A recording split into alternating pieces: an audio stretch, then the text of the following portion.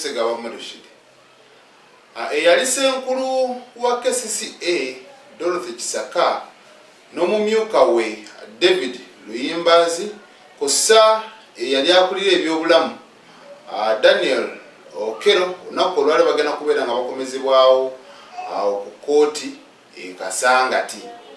Kati oluvannyuma lw'enjega eyagwawo ng'ennaku z'omwezi 10 August guno omwaka gwe tulimu awo ekiteezi abantu abali mu 35 bakafiiramu n'abalala ne balumizibwa bya nsuso. Bangi bafiirwa amayumba gaabwe newankubadde gavumenti yagezaako okubeera nga abamu bawo obukadde bubiri basobole okubeera nga bafuna obubabeera. Kati baneeno emisango egigenda maaso n'okubeera nga gibavunaanibwa mwe muli egy'obulagajjavu okuba nti abantu batuuka n'okuba nga bafiirwa obulamu. Kale katulinde tulabe biki ebinaavaayo.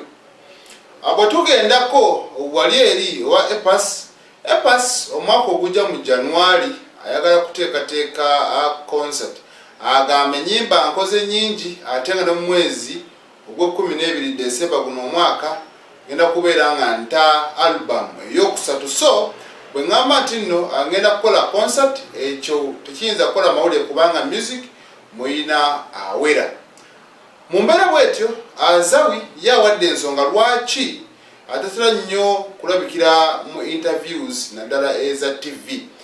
Kati mu bigambo bye byayogedde byabadde awo ku program ya The Beat Queen TV ng'ayogera ku luyimba Raina ne Zafarani Olufalaidit yagambye nti Bannayuganda bamanyi kikyasobola okukola ate era bakikakasa era bakimanyi nti muyimbi owaddala, so talina nsonga lwaki abeera ku YouTube channels, interviews, radio ne TV okwennyonnyolako nga talina nsonga ndala. So agamba nti ajja mu interview singa aba n'ekipya kyagenda okugamba abawagizi be. Ensonga bwe zityo bwe zibadde sayidi eyo. Kati mu mbeera endala anti Kaduuka nonno ye abyageze maaso n'okubeera nga akola mwabitegedde.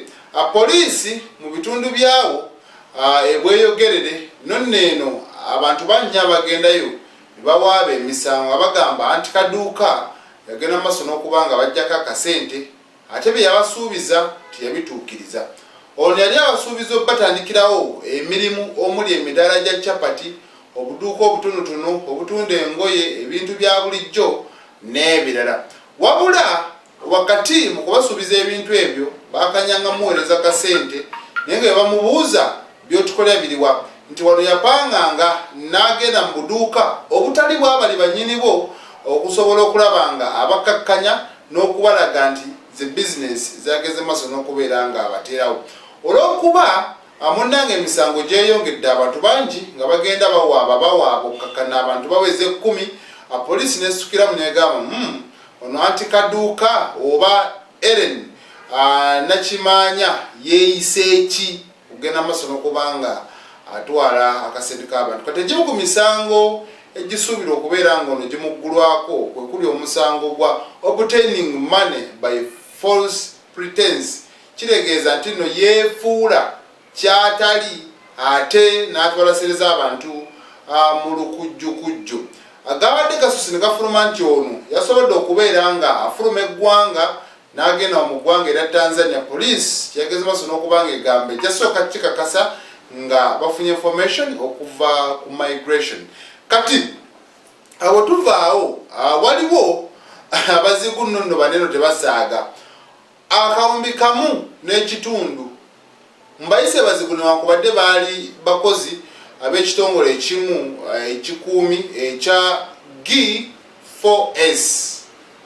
Bano bakozesa olukujjukujju ku ssente ze baali batambuza okujjawo erubowa okuleeta ennakasero. Kati wakati awo mu lugendo bapaakinga emmotoka mabbali ne bajjayo ssente zinene ziwalirwamu akawumbi kamu n'ekitundu.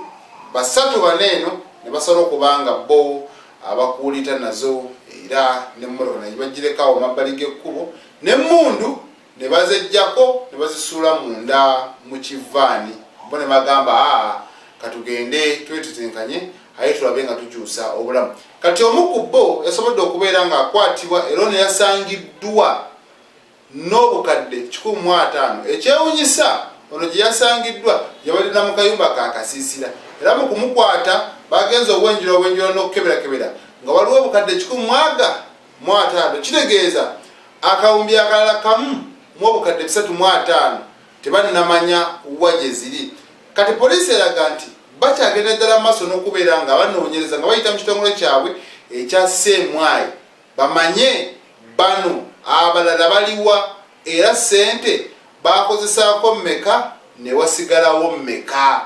Okiwulira akawumbi kamu kalimu obukadde 100 n'obukadde 5. Kati awo manya nti bwe bukadde 105 bano basawo ne bagakatwesasule ezo ssente obungi bwazo ne wana abamu ku bantu abasinga okufuna ssente tebazifuna. Badokita ne wakola emyaka 10 asobola okuba nga tannaziweza ba MP baani naye bano bo basalawo omulundi ogo bagamba katugende.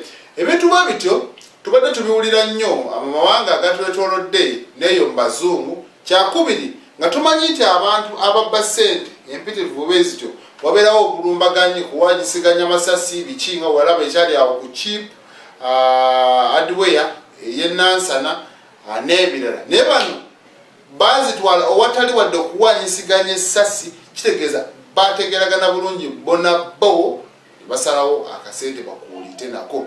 Kale ebyo bwe bityo bwe byali sayidizeeyo.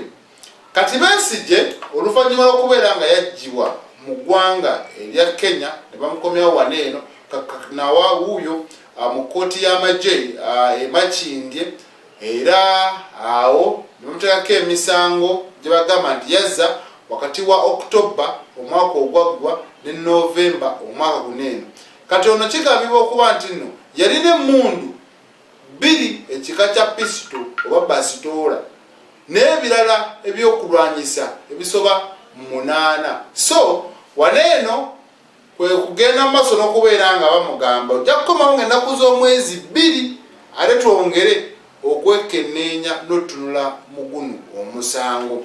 Kati wano Ssemujju Nganda yasobola okubeera nga akulemberamu banne bagende awo ku Kenya High Commission babannyonnyole lwaki Besigye bamugye Kenya nga gavumenti yayo teyina n'ekimu kyekozeewo.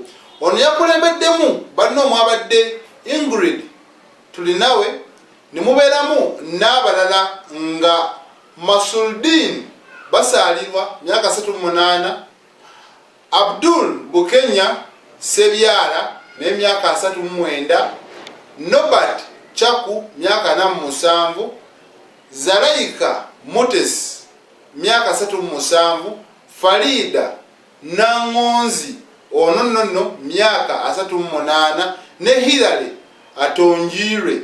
Kati bano wakati mu kusumbibwa maaso g'omulamuzi basobodde okubeera nga babakkiriza okweyimirirwa.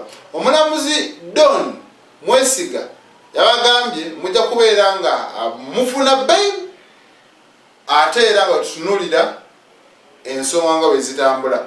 Bano si gwe gusoose okubeera nga beekalakaasa nga bagenda ku Kenyan High Commission. Waliwo n'aba FDC ey'e Katonga abasooka okubeera nga bakwatibwa 36 era baneeno bagenda maaso n'okubeera nga beekalakaasa ne bagamba nti Kenya tetujja bikkiriza kati guno omulundi gwakumeka gwakubiri. Bano nno bagenze maaso n'okubeera nga balagibwa okusasula akakalu kabukadde ezitali za buliwo nga n'okunoonyereza okukyagendera ddala mu maaso. Bwe bityo bwe bikyali. Yeshiba Kalungi yasobodde okubeera nga azaala omwana. Amir ye mwana omulenzi amunnange amufudde maama mu kiseera kino eno. Kale tukwagaliza bisinga. Nze Ssegawa Murishid.